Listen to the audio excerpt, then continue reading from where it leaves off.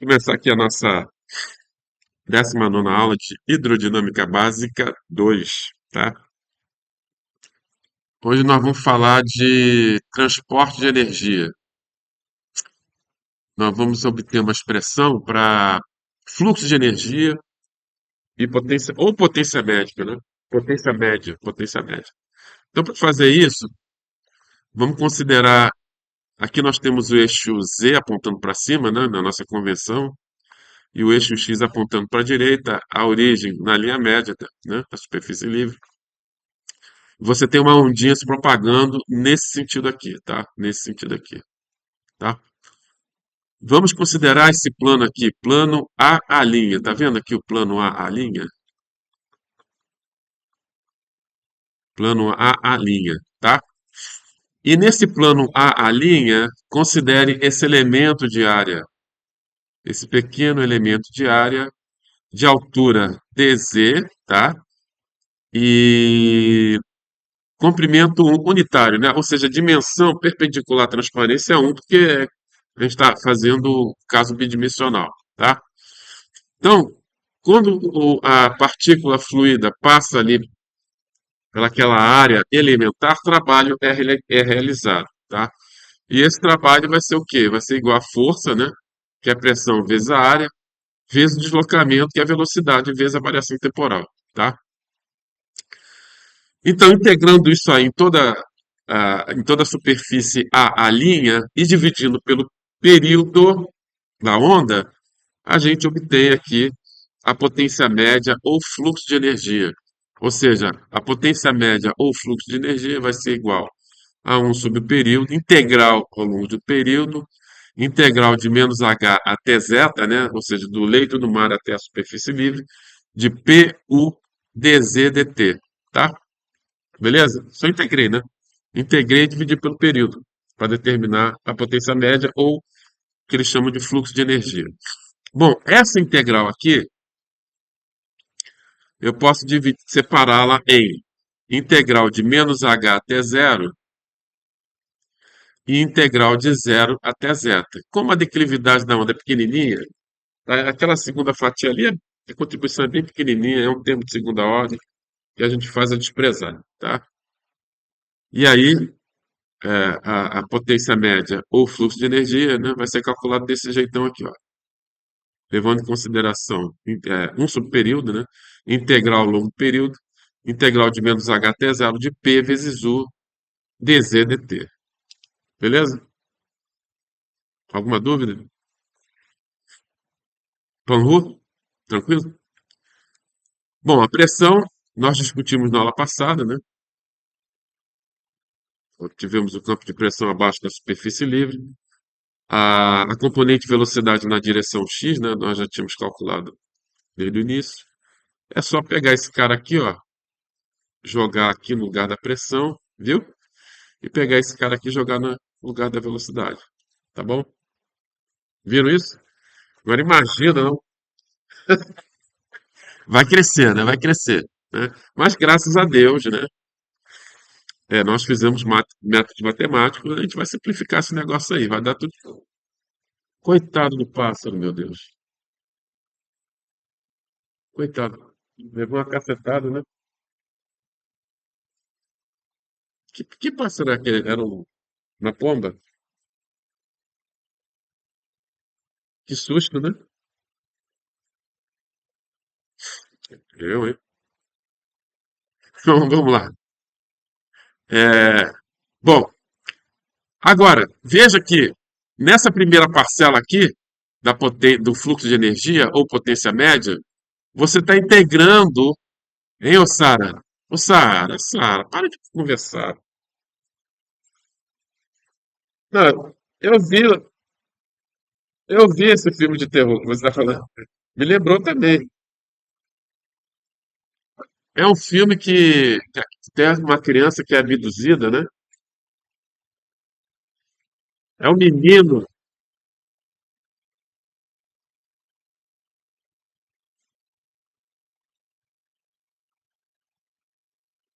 Eu sei, acho que no final era abdução alienígena, parece.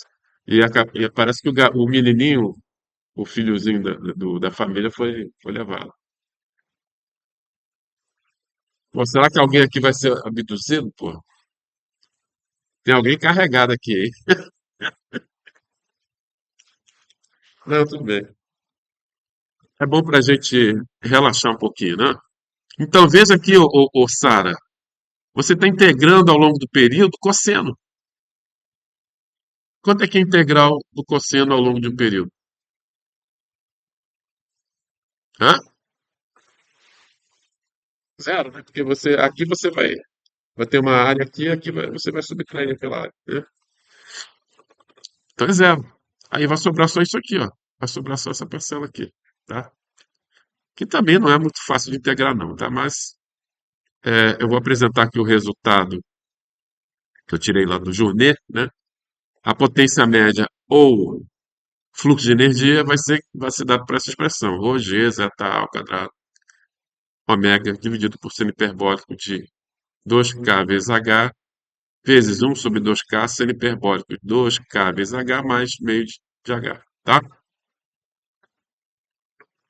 Acontece que a gente pode dar uma simplificada, lembrando que C é ômega sobre K, né?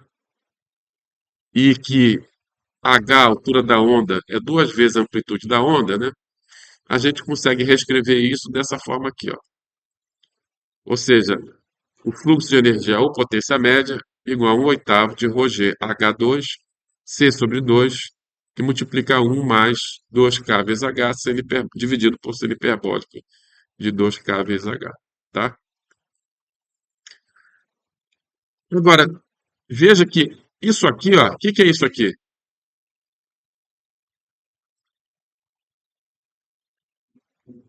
Isso aqui é a energia total que nós discutimos na aula passada, tá? Energia total. Então, a potência média ou fluxo de energia é, é igual à energia total por unidade de área vezes uma velocidade. Isso aqui tem dimensão de velocidade, tá vendo aqui, ó? É C sobre 2 esse cara aqui, ó. Isso aqui tem dimensão de velocidade, que eu vou chamar de CG, velocidade de grupo, tá? Que é a velocidade com que a energia está se propagando, tá? Então tá aqui, E é a energia total por unidade de área e CG é a velocidade de grupo. É a velocidade com que a energia se propaga. Vamos falar mais, vamos entrar mais em detalhe a respeito dessa velocidade de grupo, tá? Bom, em águas profundas, isso aqui vai para onde? Vai para zero. Por quê? Que você tem alguma coisa linear dividido por um exponencial. Só que o exponencial vai para infinito mais rápido, tá? Logo isso aqui vai para zero. Veja que os dois estão indo para infinito, né? Tanto o numerador como o denominador. Só que o numerador vai linearmente para o infinito e o denominador vai exponencialmente para o infinito, tá? Então isso aqui vai ser zero. Em águas profundas, a velocidade de grupo é a metade da velocidade de fase. Em águas rasas, ou seja, h indo para zero, isso aqui vai para, quando h vai para zero, né? O seno hiperbólico de 2 vezes k vezes h, quando h vai para zero, vai para 2 vezes k vezes h, tá? Ou seja, isso aqui vai para um e a velocidade de grupo vai ser igual à velocidade de fase, tá? Em águas rasas, tá? No caso geral, é essa expressão toda aqui, tá? No caso geral, é essa expressão toda aqui. Bom, agora, vamos falar um pouquinho mais sobre velocidade de grupo. Vamos considerar aqui a superposição de duas ondas, tá? A primeira onda está aqui e a segunda onda está aqui, tá? E a primeira tem período de 21 segundos, a segunda tem período de 20 segundos. A primeira tem comprimento de onda 11 metros e a segunda tem comprimento de onda de 10 metros, tá? Logo, bom, essa ondinha, ela está se propagando, é uma onda progressiva, e ela se propaga de acordo com essa equação aqui, ou seja, y1 vai ser igual a cosseno de K1x menos ômega 1t. onde K1x vai ser igual a 2π sobre lambda 1, né? Ou seja, 2π sobre 11, isso vai dar 0,571 radiano por metro. E o ômega 1 vai ser igual a 2π dividido por T1, vai ser igual a 2π sobre 21, isso vai dar 0,299 radiano por segundo, tá? Ok? Bom, as duas ondas, detalhe, as duas ondas têm a mesma amplitude, tá? Essa aqui tem amplitude A, essa aqui vai ter amplitude A também. E a segunda onda vai se propagar segundo essa equação aqui, ó. A cosseno de K2x menos ômega 2t, né? Onde K2 vai ser igual a 2π sobre lambda 2, que vai ser igual a 2π sobre 10, né? Lambda 2 é igual a 10, então vai ficar 2π sobre 10. Isso vai dar 0,628 radiano por metro. E o ômega 2 vai ser igual a 2π sobre T2, portanto vai ser igual a 2π sobre 20, né? O T2 é igual a 20. Isso vai dar 0,314 radiano por segundo, né? Agora, fazendo superposição das duas ondas, tá? Tá aqui, ó, somei as duas ondas, tá? Hum. Lembrando lá que cosseno da soma, lembrando que seno de A mais B, cosseno de A mais B, tá? Dá para você chegar a esse resultado aqui, ó. Ou seja, isso aqui vai te dar y igual a 2A cosseno de KD x menos ômega dt vezes cosseno de K barra x menos ômega barra t. Ou seja, você tem uma onda se propagando com comprimento de número de onda K barra e frequência angular ômega barra, que é a média, né? O K barra vai ser a média entre K1 e K2 e o ômega barra é a média entre ômega 1 e ômega 2. E aqui, essa aqui vai ser a envoltória. Vai ser a envoltória, e a envoltória vai se propagar segundo o número de onda dado por KD, né? E frequência angular também ômega d, onde KD vai ser K1 menos K2 dividido por 2, né? E ômega d vai ser igual a ômega 1 menos ômega 2 dividido por 2.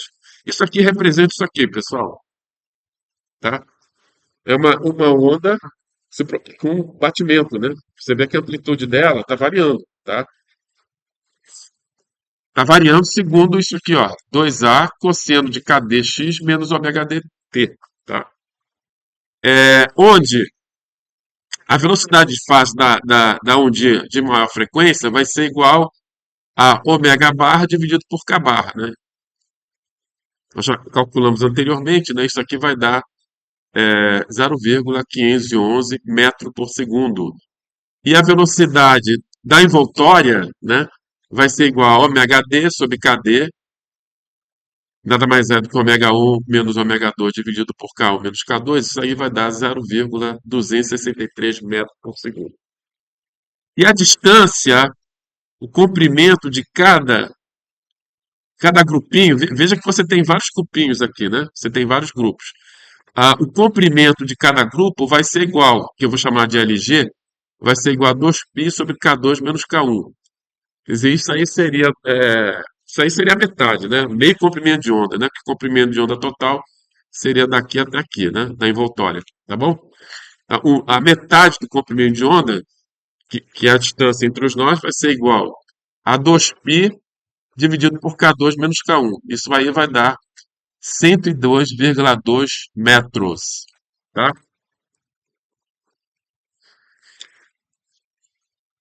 Será que eu animei isso aqui? Não, né? Ah, não. Beleza. Então, eu fiz uma animaçãozinha aqui.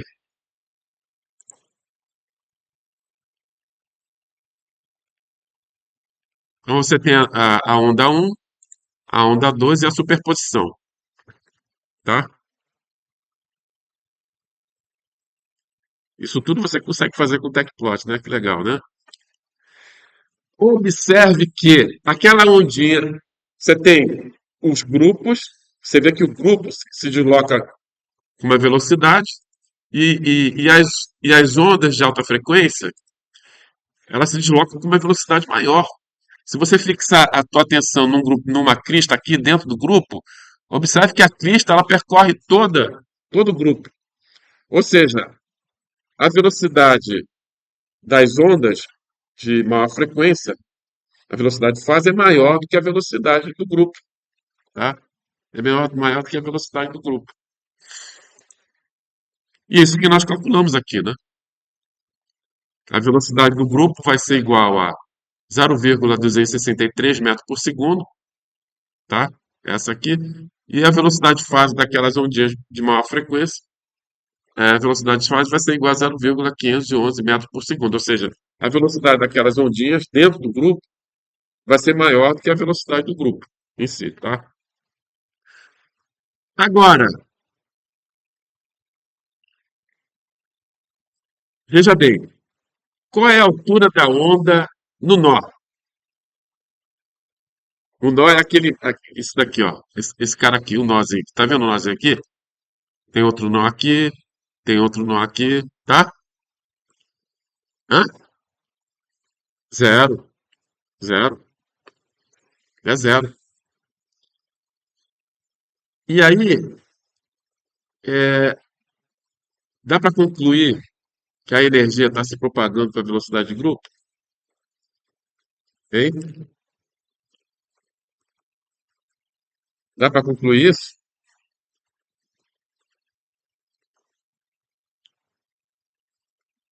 Será que eu posso dizer que a energia está se propagando com a velocidade de grupo?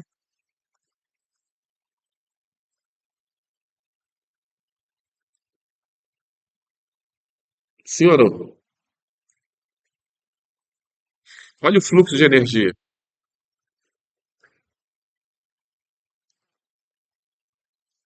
O fluxo de energia, tem alguém que vai ser abduzido aqui dentro. O fluxo de energia, espera que você, pelo amor de Deus, não quero encontrar esses ETs. Bom, vamos lá. É, veja que o fluxo de energia é proporcional à altura da onda ao quadrado. Se a altura da onda no nó é igual a zero, quanto é o fluxo de energia ali no nó? Zero. Então, nem entra nem sai energia do grupo. A energia está se propagando com a velocidade do grupo. Legal, né? Tá? Agora, o que acontece com a velocidade de grupo quando ΔK tende a zero? Ou seja, quando K2 tende a K1, né? Então, vamos calcular o limite da velocidade de grupo quando ΔK tende a zero, de ω1 menos ω2, dividido por K1 menos K2. O limite vai ser igual a d ω dk, tá? D ω dk. E o comprimento do grupo vai para infinito quando o ΔK tende a zero, porque o comprimento do grupo vai ser igual a 2π dividido por K1 menos K2, né? Como nós tínhamos visto anteriormente. Tá? Se o ΔK tende a zero, isso significa que o comprimento do grupo vai para o infinito. Tá? Então, no limite, quando o ΔK tende a zero, daqueles grupinhos, né, que estão se deslocando, o que vai acontecer? Isso vai representar uma onda, um grupo de comprimento infinito e amplitude constante. Tá? Amplitude constante. Tá certo? Que é o caso que nós analisamos inicialmente lá, a onda atravessando a superfície A linha, né? Era uma onda infinita lá, com amplitude constante. Tá? Então, quando você faz o limite, quando ΔK tende a zero, o CG vai tender a d ω dk. Mas lembrando da relação de dispersão, ω2 igual a gk tangente hiperbólico de k vezes h, você derivando aqui, ó, CG igual a d ω dk, basta você derivar isso aqui, né? Deriva dos dois lados, você vai obter exatamente aquela expressão que nós obtivemos inicialmente, que é a velocidade de grupo, tá?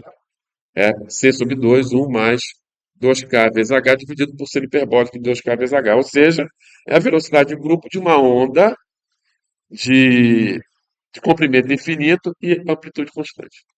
Tá? Que foi o que nós analisamos inicialmente, né? Quando nós calculamos o fluxo de energia atravessando a superfície, a linha. Tá? Efeito da variação da profundidade sobre as ondas. É bom, até agora, nós não consideramos o efeito da variação de H, Hzinho, no Hzão, tá? E, para fazer isso, nós vamos utilizar o princípio da conservação do fluxo de energia, tá? Nós vamos assumir que o fluxo de energia se conserva, tá? Conservação do fluxo de energia. Então, por exemplo, se você conhece a altura da onda em águas profundas e você quer calcular a altura da onda numa profundidade H qualquer, você assumindo a conservação do fluxo de energia, você consegue determinar a altura da onda na profundidade H, entendeu? Por exemplo, temos aqui o fluxo de energia, né? Em águas profundas, isso aqui vai para zero. Então, em águas profundas, o fluxo de energia vai ser igual a 1/8 B, né? B, no caso unitário bidimensional, né? B seria igual a 1, né? Mas tudo bem, inclui o B aí. B vezes ρ, G, H infinito ao quadrado, C infinito sobre 2, tá? Igualando as duas equações, igualando as duas equações, de acordo com o princípio de conservação do fluxo de energia, você consegue obter uma equação que relaciona a profundidade, a altura da onda na profundidade H e a altura da onda em águas profundas, em termos do número de onda e da profundidade da lâmina d'água, onde você quer determinar a altura da onda. Entendeu? Legal? Beleza? Tem que o quê? Manipular a calculadora? Por quê? Como assim? Fazer interativamente, você quer dizer? Não necessariamente, não. Não. Não, porque em geral você conhece o K e o H, aonde você quer determinar a altura da onda.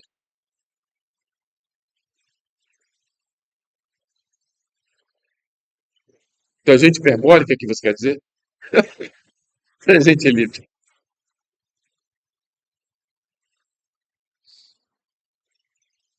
Ah, sim, sim. Não, mas aí não é processo interativo, é cálculo da tangente hiperbólica, né?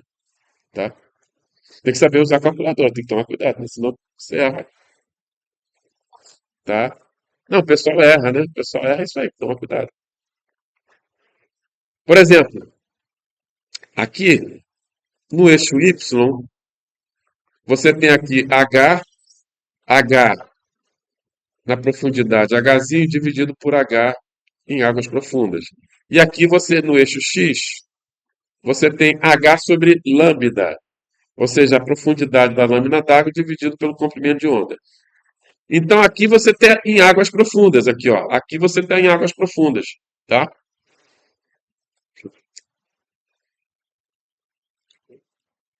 Ou seja, quando H sobre lambda é igual a 1, você está em águas profundas?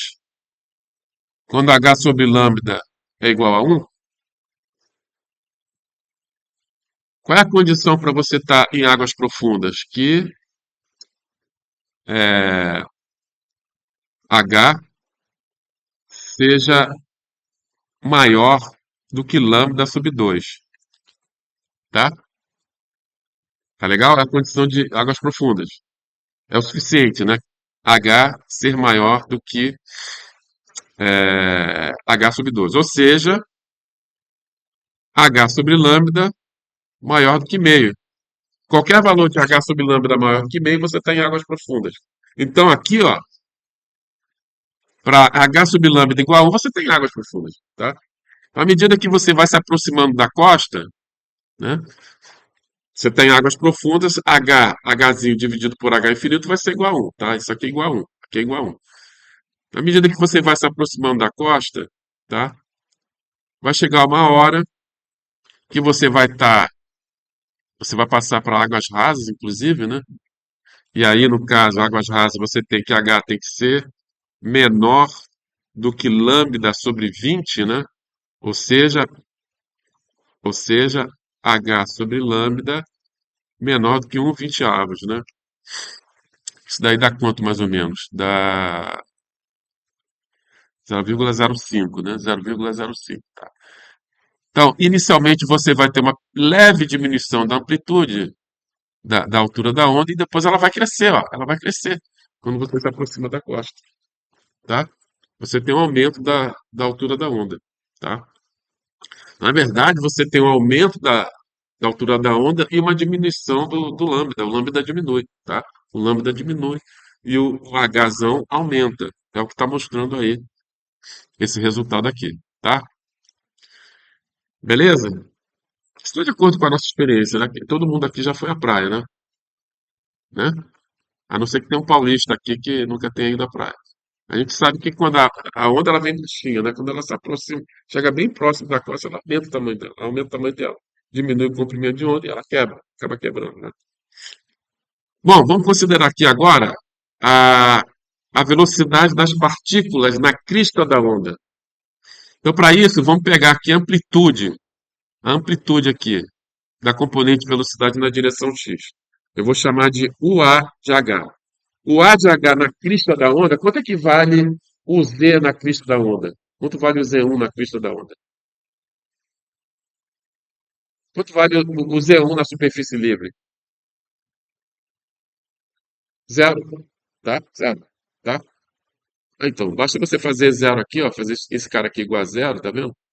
Então, o que que vai sobrar para a amplitude da velocidade, da componente de velocidade na direção x, na profundidade h, vai ser igual a zeta a ômega cosseno hiperbólico de k vezes h dividido por seno hiperbólico de k vezes h.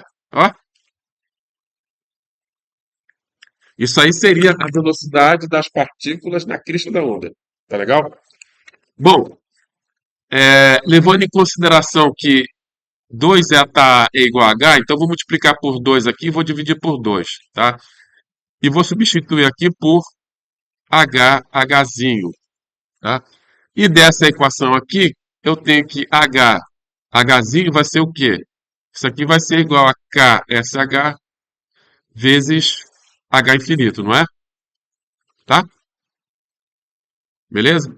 Ou seja, a amplitude da onda na profundidade h vai ser igual a ksh, que é isso aqui, né? A razão em três amplitudes, h infinito sobre 2 ômega cosseno hiperbólico de k vezes h e seno hiperbólico de k vezes h.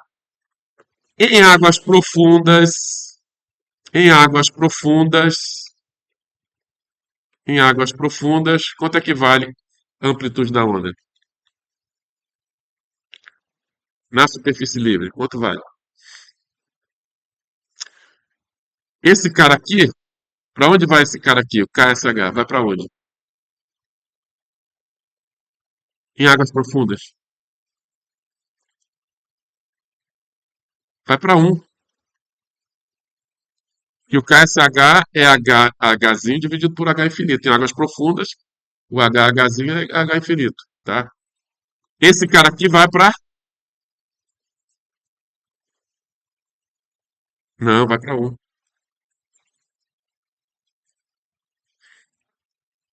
Mas os dois vão exponencialmente para infinito, entendeu? Tá? Então, isso aqui vai para um, tá? Ou seja, a amplitude da onda na superfície livre, ou na crista da onda, em águas profundas vai ser igual a H infinito sobre 2 vezes ômega. Dividindo uma pela outra, dividindo essa aqui, dividindo essa aqui, dividindo isso aqui por isso aqui, o que que vai cortar aqui? Vai cortar o H infinito, vai cortar o 2, vai cortar o ômega, né? O que que vai sobrar? Que o A na profundidade H dividido por A em águas profundas vai ser igual a KSH, cosseno hiperbólico de K vezes H, seno hiperbólico de K vezes H, tá? Então agora aqui no eixo Y, você vai ter o A na profundidade H dividido por o A em águas profundas, tá? E aqui no eixo X, você vai ter H sobre lambda. Então, em águas profundas, beleza, a razão de velocidade vai ser igual a 1. E aí você vai se aproximando, à medida que a onda vai se aproximando aqui da costa, olha o que que vai acontecer com a razão de velocidade. Olha o que que vai acontecer. Ó, ó, o que que vai acontecer com a velocidade das partículas na crista da onda, ó. Vai crescer violentamente, tá? Você sabe quando é que a onda quebra?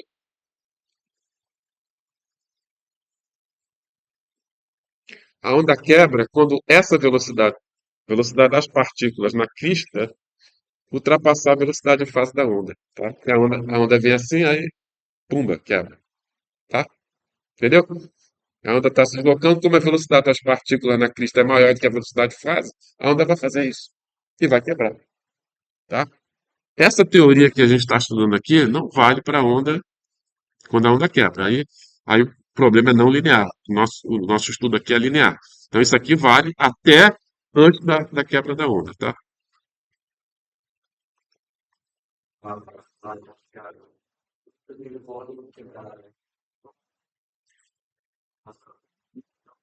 Onda quebrada. Não, ela está começando a quebrar, ela começa a fazer isso, né? Ou seja, aí a velocidade das partículas da crista já ultrapassou a velocidade de fase, ela vai fazer isso. Sim, mas aí é não linear, gente. Aí é não linear. Aí é altamente não linear, tá? Sua pergunta. A mesma pergunta? Vocês pensaram no Havaí? Hã? Ok, beleza. Tá? Refração. Será que essas ondas de superfície, elas têm refração? Cara, fenômeno ondulatório tem que ter refração, difração e reflexão. Senão não é fenômeno ondulatório, tá? Então tem refração sim, tá legal?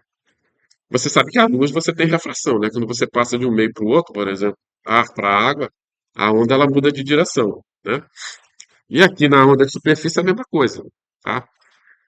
Você sabe que em águas rasas, então deixa eu ler isso aqui. Olha só que coisa importante que eu tenho que falar para vocês. O período da onda é a única propriedade que não varia com a profundidade da água, tá? A profundidade da água está variando, a única coisa que se mantém constante é a frequência, tá? A frequência.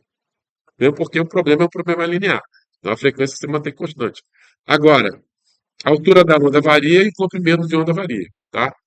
De fato, enquanto o comprimento de onda diminui, quando você se aproxima da costa, a onda desloca-se mais lentamente, tá? Então, por exemplo, em águas rasas, né? Você sabe que a velocidade de fase é dada por raiz quadrada de g vezes h, tá? Ou seja, à medida que você se aproxima da costa, o h diminui, a velocidade de fase vai diminuir, tá? Muito bem. E o comprimento de onda também diminui aqui, ó. O comprimento de onda diminui. O período é constante, o h está diminuindo, logo o lambda diminui. Então, quando a onda se aproxima da costa, tá? O que que acontece? O lambda diminui e a altura da onda aumenta, tá?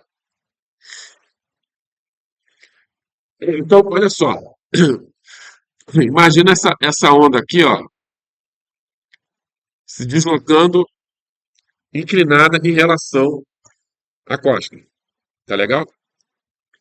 Sendo que aqui seria o ponto um e aqui seria o ponto 2. Só que, obviamente, o ponto um, a profundidade da água aqui é menor do que no ponto 2, concorda? Logo, a velocidade no ponto 2 vai ser maior do que a velocidade no ponto um. O que que vai acontecer? A onda ela vai fazer isso aqui, ó. Ela vai chegar paralela à costa, tá? Então isso explica aí por que que você sempre vê a onda se aproximando paralela à costa. Justamente por causa desse efeito aqui, tá? Esse efeito de difração. Aliás, de refração, desculpa. Da mesma forma que acontece na água aqui, ó, tá? A luz, quando ela vai de um meio para o outro, aqui no caso, ela sai daqui, né? Por exemplo, o peixinho aqui, né? A luz ela vem para aqui e sofre essa mudança de direção. E o pescador, coitado, ele acha que o peixe está aqui, ó. Mas na verdade ele está aqui embaixo. Então o cara quando vai caçar o peixe, né? Ele tem que fazer essa correção, né? Senão ele vai errar sempre, né? Então, da mesma forma como onda, a luz se propaga em onda, né? Às vezes não, né? Você tem aquela dualidade partícula e onda, né? Mas tudo bem, a luz ela sofre também refração, tá? Ela muda de direção, mesma coisa, as ondas de superfície também, elas têm refração, né? E aí você está vendo isso aqui. A gente conseguiu ver que a onda, ela inicialmente ela tinha uma inclinação em relação à costa. Como você sabe que a velocidade de fase é proporcional à raiz quadrada de h, o ponto 2, que tem maior profundidade, tem maior velocidade do que o ponto 1, que tem menor velocidade, tá? E aí a onda ela vai fazer isso, ó. Ela vai girar e vai se aproximar paralela à costa, tá? Então isso seria a refração. Reflexão, também tem reflexão, tá? O que que acontece quando a onda se reflete, né? Então imagine que você tem uma onda se propagando na direção positiva do eixo X, tá? Aí ela bate numa superfície e volta, tá? Ela vai refletir. E vai voltar segundo, dessa forma aqui, ó, zeta A igual a cosseno de kx mais ômega t, tá? Com a mesma amplitude, tá? Com a mesma amplitude, com a mesma velocidade, só que de sentido contrário.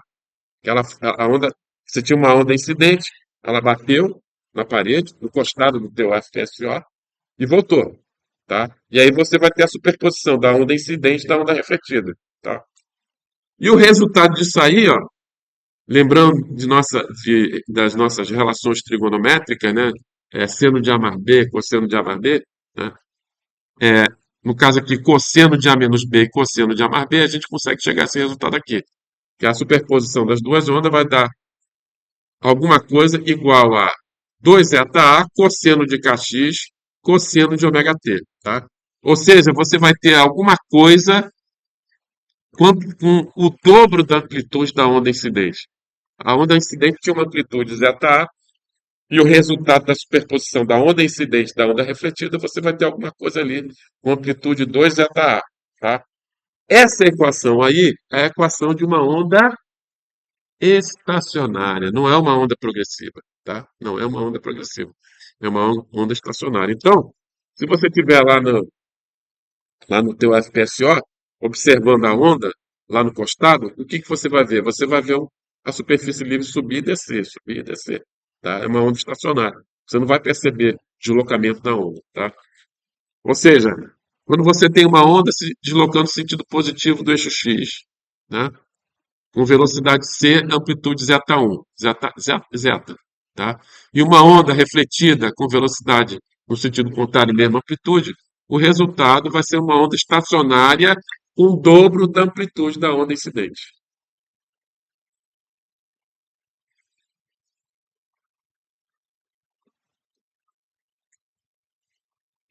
Na verdade, a onda é dissipada ali na praia, né?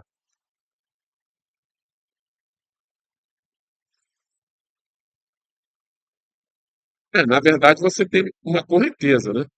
Ela sobe a praia e depois ela volta.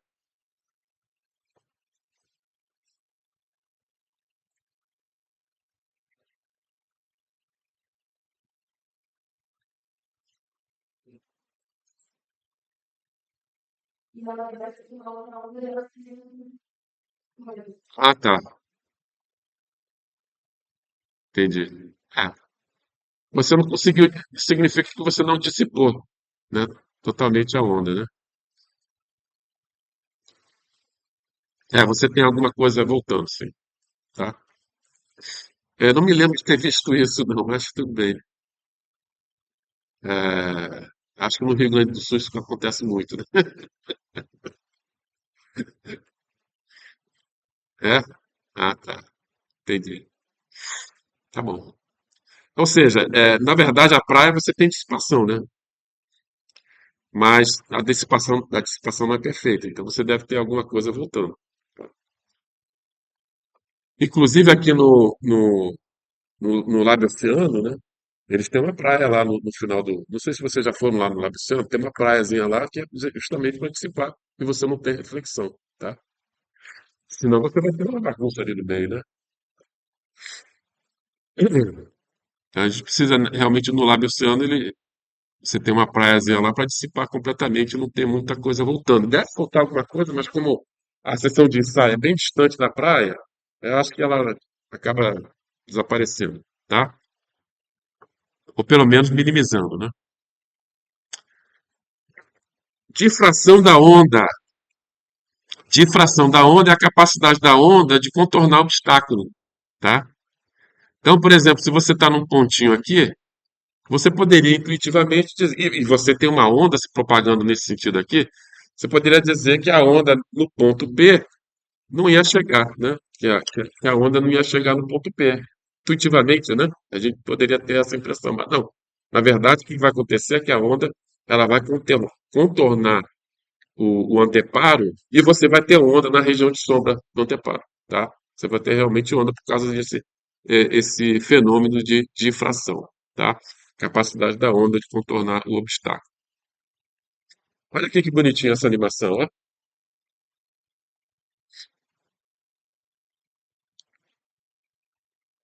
O que vocês estão vendo aí?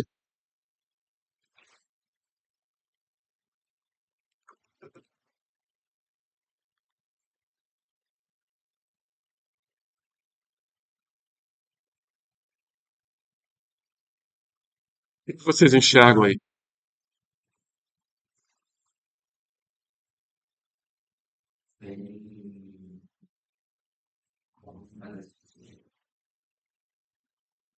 O que você está enxergando aí?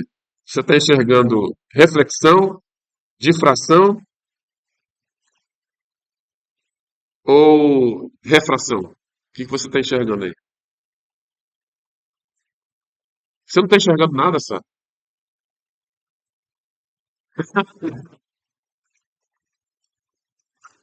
Olha só, aqui, ó. O que você está enxergando aqui, ó? Uma onda estacionária, entendeu? Você tem uma onda estacionária ali. É o que o cara vai enxergar. Se você ficar olhando ali, você tem uma onda incidente, uma onda refletida, a superposição das duas. Por quê? Porque a onda refletida, ela tem a mesma amplitude e velocidade da onda incidente, só que no sentido contrário. E o resultado vai ser uma onda estacionária, aquela equação que nós obtivemos anteriormente. A equação de uma onda estacionária com o dobro da amplitude da onda incidente. É isso que você está vendo aqui, tá? E aqui você está vendo a difração, né? Por exemplo, um ponto P localizado aqui, um ponto P localizado aqui na sombra do anteparo, você vai ter onda passando ali por causa da difração, tá? Então você tem uma ondinha se propagando nesse sentido aqui por causa que a onda incidente aqui, ela contornou o anteparo e vai atingir aquela região de sombra, tá? A vista superior da mesma coisa. Bom, olha só, é, aqui nós temos uma estrutura cilíndrica, né, submersa, sujeita a ondas, tá legal? Aqui você tem uma superfície cilíndrica com diâmetro grande, né? Aqui, ó, tá vendo aqui? E aqui você tem uma estrutura cilíndrica com diâmetro pequenininho, tá? Note que aqui na estrutura cilíndrica com diâmetro grande, o efeito da difração não dá para desprezar, não, tá? Você tem que considerar esse efeito de difração. Dá para ver aí que não dá para te considerar. Você está vendo ali a onda contornando ali a estrutura, tá? Mas na estrutura com diâmetro pequeno, a difração é praticamente zero, né? Praticamente zero, tá? Praticamente zero. Ou seja, quando D sobre lambda é muito menor do que um,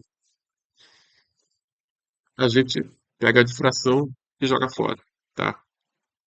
E aí a gente considera, por exemplo, se você quer calcular as forças agindo no cilindro, você considera para isso o campo de pressão gerado pela passagem da onda como se o corpo não tivesse ali, entendeu? Porque a difração ali é desprezível, desde que D sobre lambda seja muito menor do que um, tá? Agora, quando o diâmetro, você tem um diâmetro ali grande, né? Ou seja, d sobre lambda não é muito menor do que um, a difração ali é importante, você não pode pegar isso e desprezar o efeito de difração. Quando você despreza o efeito de difração e só considera campo de pressão causado pela passagem da onda, como se o corpo não tivesse ali, a gente chama isso aí de forças de Frude-Krylov, tá? Forças de Frude-Krylov, né? Ou seja, quando você despreza, né? Quando você despreza a difração e calcula as forças causadas pela passagem da onda, como se o corpo não tivesse ali, tá? E é isso que nós vamos fazer na próxima aula. Nós vamos deduzir aqui a equação de Morrison, tá? E o Morrison ele assume exatamente isso, que d sobre lambda é muito menor do que um, tá? E aí ele pega e despreza a difração, tá certo? Em hidro aplicada a 2, vocês vão se divertir lá, difração, Fruit-Krylov, vocês vão falar bastante aí de Fruit-Krylov e difração, tá? Beleza? Tá muito cedo para a gente terminar a aula, né? Tá muito cedo. Não, não, não. Esses pássaros aí, estranho esse pássaro, hein? Caramba. Pessoal, olha só. Vamos tentar fazer esse exercício, pelo menos tentar fazer, tá? Porque aí, na sexta-feira da outra semana, a monitora vai resolver. Se ela não resolver, vocês cobrem dela, tá? Que é questão importante, tá? Cobrem dela. Um trem de onda está se propagando normal e na direção da costa, num fundo com contornos retos e paralelos, tá? Em águas profundas, o comprimento e a altura da onda são 300 metros e 2 metros, respectivamente. Ou seja, a profundidade é 300 metros e a altura da onda é 2 metros. É de 2 metros. Pergunta, item A. Qual é o comprimento de onda? Ele quer saber o comprimento de onda na profundidade de 30 metros, a altura da onda em profundidade de 30 metros e a velocidade, e que mais? Velocidade de grupo, tá? Então aqui você tem o fluxo de energia, você tem que usar a conservação do fluxo de energia. Isso aqui é o fluxo de energia na profundidade H, e aqui você tem o fluxo de energia em águas profundas. Você iguala os dois e relaciona lá as alturas da onda. Aqui você tem a velocidade de grupo e a relação de dispersão. Usando essas equações, por favor, determine o lambda, o H, o CG, tá? E depois a energia total por unidade de área, tá? Então, tente fazer,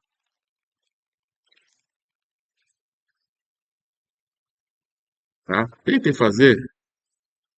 Eu não vou tentar resolver isso aqui não, porque eu tenho que usufruir, né? A monitora está ganhando tubos de dinheiro, né? Está ganhando tubos de dinheiro. Agora tem que trabalhar, né? Tem que trabalhar. Então, vamos botar essa monitora aí para trabalhar. Ela vai resolver, mas tente resolver, né? Porque aí é a chance de vocês. Dúvidas aparecerão, entendeu? Quando você tenta fazer. Dúvidas aparecerão. Não se limitem a decorar a solução que a monitora vai apresentar para vocês, tá? E aí você vai chegar na prova, vai esquecer dos detalhes e vai se ferrar, tá? Então, tentem fazer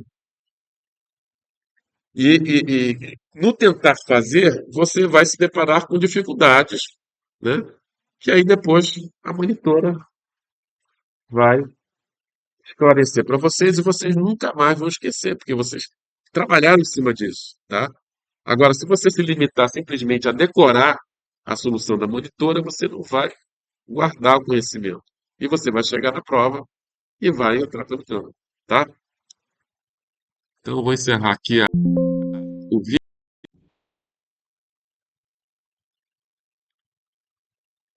Então, obrigado aí por participarem da nossa aula. Nos vemos na quarta-feira da semana que vem. Tchau, tchau.